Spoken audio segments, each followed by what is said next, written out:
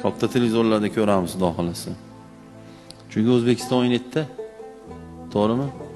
O'zbekiston bayrog'i ostidagi lebboy narsaga baleshiymiz. Chunki O'zbekiston bayrog'i ostida jinoyat bo'lmaydi.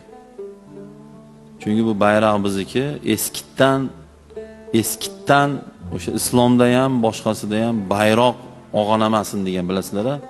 Bayroq yiqilmasin. Istar eski kinolarda ko'p ko'raman.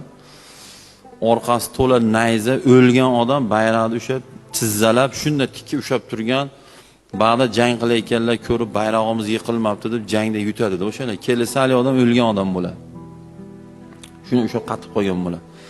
Deganim O'zbekiston bayrog'imiz ostida nima bo'lsa biz baleshiymiz, xudo xolasa. Zarrodino degan gap bor ruschasiga, vatan uchun. Faqat oldiga inshaalloh.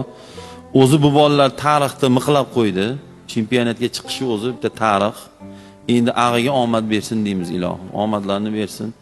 Yuzlari yorug' bo'lsin. Chunki bu jahon chempionati kichkina maydon emas ekanlar. U katta narsa bu.